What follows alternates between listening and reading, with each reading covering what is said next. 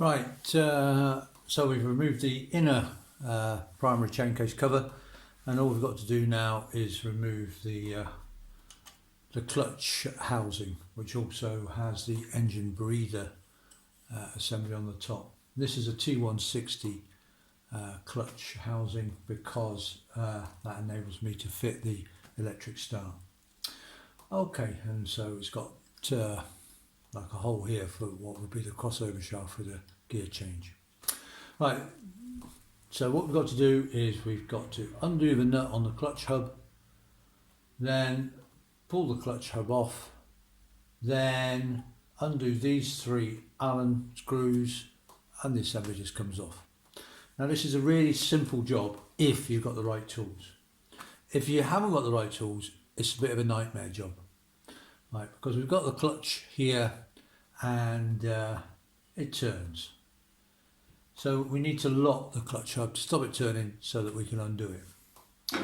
So we have the clutch hub locking tool. Now if you've got one of these, it just makes the job so simple, and without one it's a complete nightmare because you're trying to put it in gear, lock the back wheel, and it's a bit of a mess. So what this does, hopefully it just it worked well in rehearsal. It just there we go, slides on the splines and then it locks against the post there. In this case, Big Mother. Oh yes. Well, we've got 7/8 socket. I'll put it on max torque. And away we go, just like that. Again, because it's there's no locking tab on this, so it's all locked, tighted up, really tight.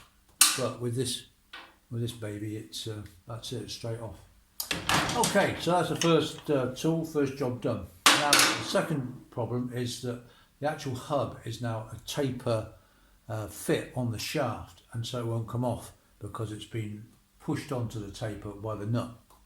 So again, if you've got the special tool, it's dead easy. You cannot get anything behind there. There's about, you know, less than a 1/16 of an inch gap. I can just about get my fingernail in there. You can't get anything there to pull this hub off.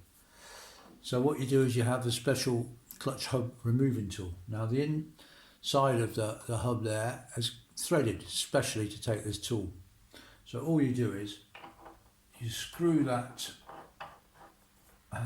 you screw the tool in a bit, and then what we're going to do is we then screw the we're then going to screw this bolt in, which goes against the shaft, and it will just pull the hub off. So I'll go and get a spanner of the right size and we'll do that. Okay, got a spanner, and I've put the hub locking tool back on, but this time the other way around, so I can do this nut up without the hub turning. Let's have a look. I've got a bit of pressure on that. Don't want to come off. I have to give it a bit of a whack. There it goes. There it goes. And off comes the hub. Well, that would have been a nightmare. Without this tool, it would have been a nightmare. With the tool, ridiculously simple. And there's the shaft with the key on it. This is a keyed shaft. And then we just unscrew the tool. I'll be checking this hub and just checking those splines. There does seem to be a bit of marking on some of the splines. I'll have a look, and if I think if I'm worried about that at all, I'll replace it, because you don't want that. You know, it can once those splines start going, then they can easily go quite quickly, and that's a pain. Right, there, where are we? Yeah, then we want to remove the 3 Allen screws. Am I doing that way? No, I don't think I'll do that way. From the cover. Right, I'll just I'll loosen them. I'll come back in a minute. In fact, I'm going to be lazy and I'm going to use the driver. Why not? Ah, that's a little bit faster.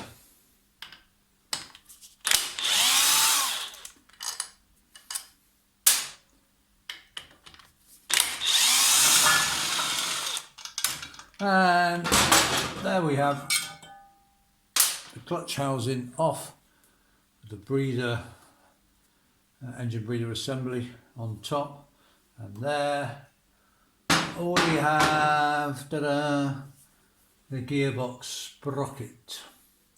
And what we're going to do then is, it's looking a little bit dry in there, perhaps I've not been oiling that enough. Yeah, oh dear, there's a bit of wear. Looks like there's a bit of wear on that chain.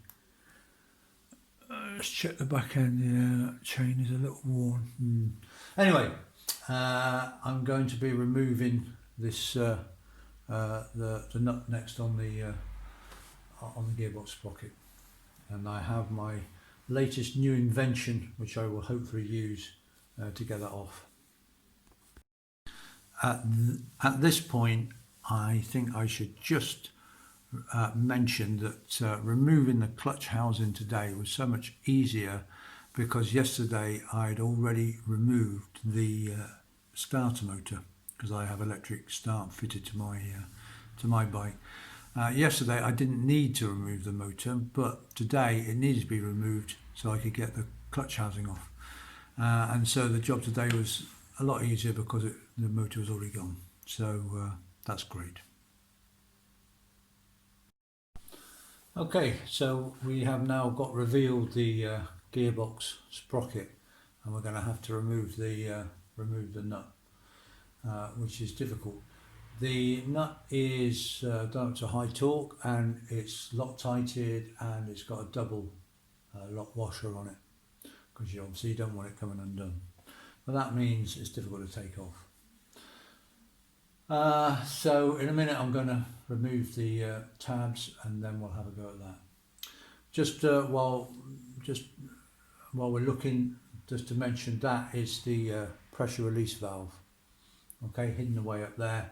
You shouldn't really ever need access to it, but that's where it is.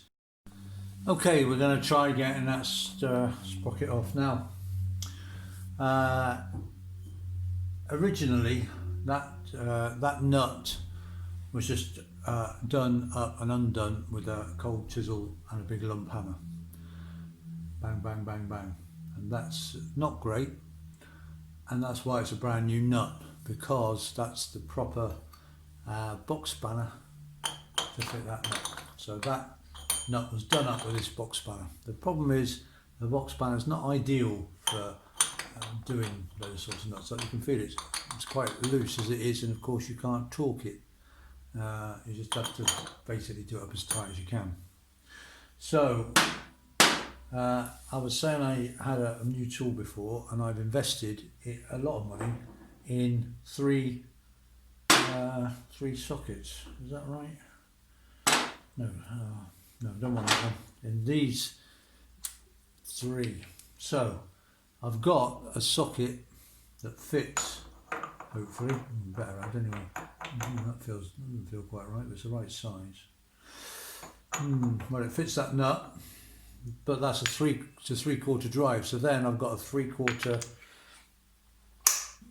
adapter, and then is that for that side? No, and that's down to 1 inch, is it?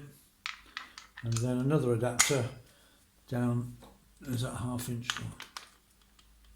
3/8 drive. Oh, there we go. Now, in theory, I'm hoping that will remove the nut. I don't know. I've not tried it before. I've also invested in this little gizmo from the internet, which is a locking device for the rear chain. So I'm going to try that and see. I've not tried any of this before, so I really don't know if it's going to work. And of course, as it's on video, it almost certainly won't work.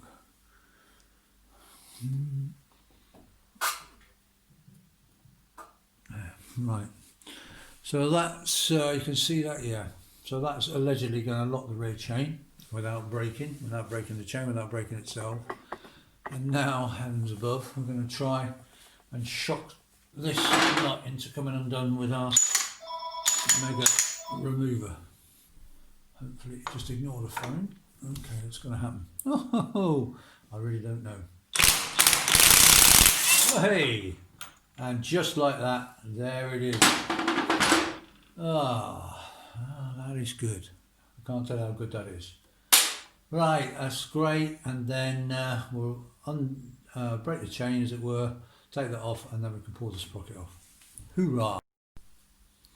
Okay, so I've taken the chain off, disconnected the chain, and I've put a puller on the sprocket, and now hopefully I can just wind that sprocket off carefully with the puller.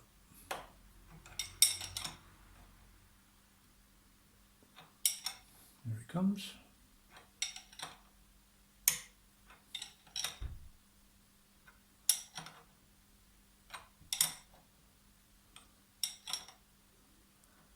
I've got lots of sealant there to ensure that oh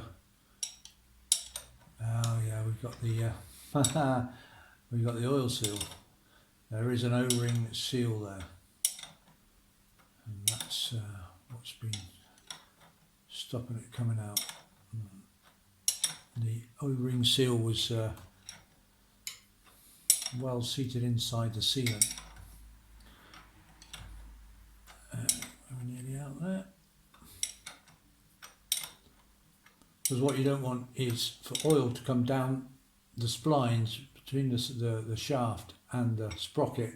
Oil can come down and leak out of there and then dribbles down here somewhere. That's more common on earlier models for that to happen. Later models have that O-ring seal, which I just destroyed and getting this off. There's the sprocket, and there's what's left of the O-ring seal, the bits that didn't come off with the sprocket. And there we go, and I'll be checking that sprocket because I don't want to be taking this apart again. As we were saying, I mean, you've got to do take all this apart to replace the gearbox sprocket, and you really don't want to be doing that too often. So if I've got any doubt about the sprocket, I'll be replacing it. Right, there we go, all done. So completely stripped this side, and so the next thing to do is to start stripping the gearbox on the other side. But that's all the primary off, gearbox sprocket off, all done this side, ready to start on the gearbox.